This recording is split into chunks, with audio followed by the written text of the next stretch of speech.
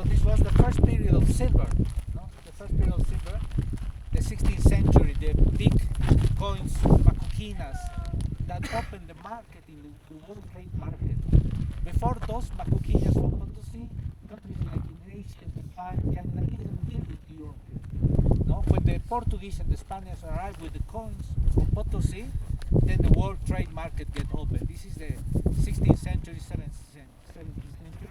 This is called the first period of silver. But we have the second period of silver in the 19th century, and this is relative to the history of Uyuni.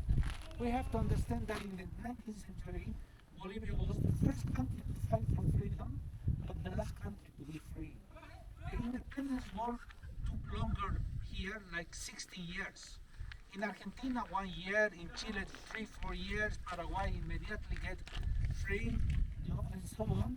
But except Peru, Bolivia. Why? Because of the minerals. You know? The Spaniards didn't want to lose Peru and Bolivia.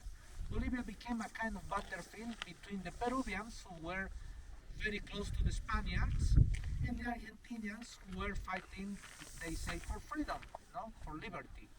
No?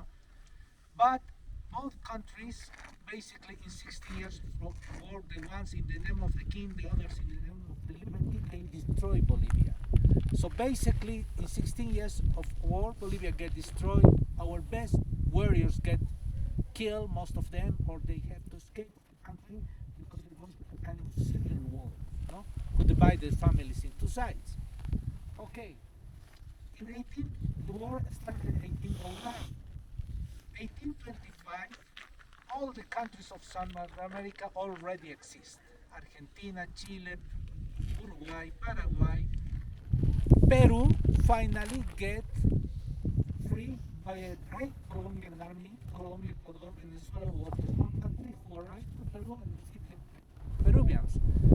But Bolivia was still in the hands of rich miners who were smuggling silver across this road, and they have enough money to be rearmed and they want to continue war. No?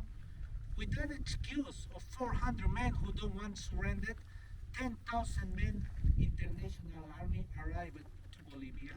In this time, Colombians, Ecuadorians, Venezuelans, Peruvians, Bolivians, Argentinians, Chileans, British, Irish, German officers and soldiers. This was a big international army called the Liberty Army of Colombia, who arrived to Peru. Bolivar became president of Peru, and then this international army arrived to Bolivia in 1825. But the man who was in charge of this international affair was called Antonio José de Sucre. He was gentleman, the second man of Simón Bolívar. When he arrived to Titicaca Lake, he was like the first tourist, let's say, because Bolivia was just open. No, the first days of 1825, he saw Tiahuanaco, he saw La Paz City, Titicaca Lake, and then he realized that this country is not part of Peru, and this country don't want to be part of Peru or Argentina. So Sucre decided the organization of Bolivia with a constitutional meeting. He says, okay, let's make a constitutional meeting in which one you will decide what to do. Few representatives voted for Peru, and other ones they voted for Argentina, but the big majority they voted for a new country. But they have a problem that Simón Bolívar has another ideas. The idea of Simón Bolívar was that Bolivia and Peru has to be just one big country. No? So Bolívar became angry because that was not his idea.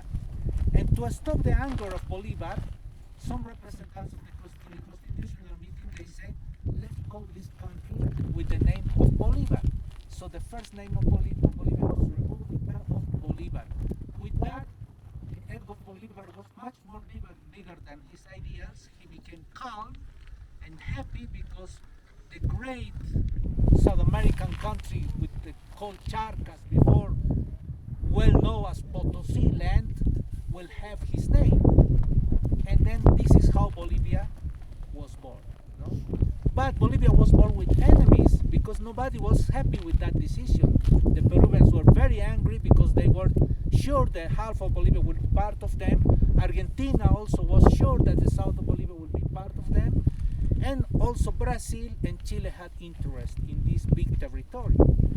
But the big international army in Bolivia, Colombians, Ecuadorians, European officers, and soldiers, professionals, some of them they became married here, all of them they became with identity Bolivian card, because Bolivia was an open country to everyone who wanted to be Bolivian, and they fight good for Bolivia at the beginning. So Bolivia was born 1825. 1828 we have first invasion from Peru, and that didn't stop until 1842. I'm talking about 3 wars with Chile, Argentina, and Peru. And Bolivia won because had this strong army, this strong character. The Spaniards were fighting until the end here.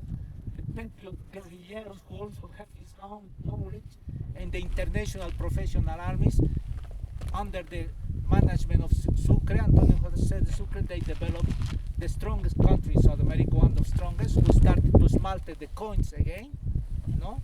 Coins not anymore 90% pure silver like in the 16th century, but at least own currency of Bolivia. So Bolivia became high. But 50 years later, when this international program was not in Bolivia, when Bolivia was in another times, I'm talking about 1879, Chile attacked again to Bolivia.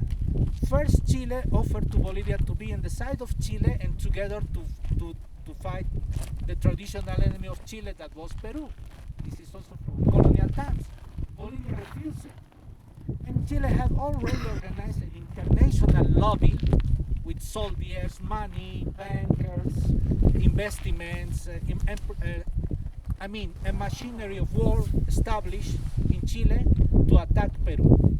Bolivia refused to help Peru, then Bolivia was attacked. Bolivia had no army, at that time there was no rain, Bolivia were in the worst moment of the history, so Bolivia lost the access to the coast. But Bolivia didn't surrender. Bolivia just only retired because of the war.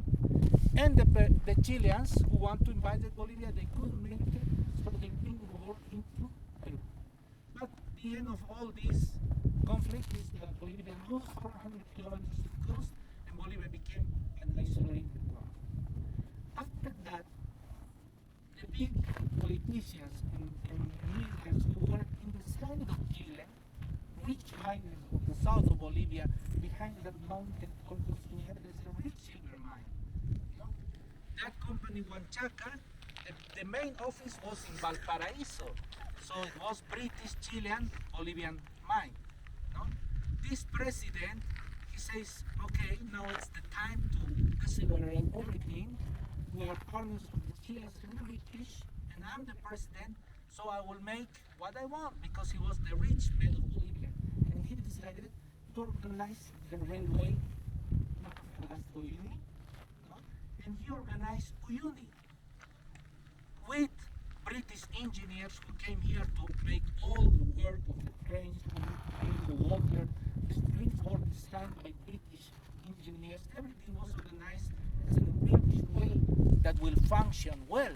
Because what was the proposal of all this? It was to export silver very quickly, not in carriage like 20, 30 days, by mules, carriage. They decided to export by trains. No?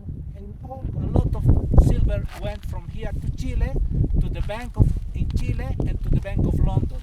This is the second period of the silver in Bolivia. No? End of the 19th century.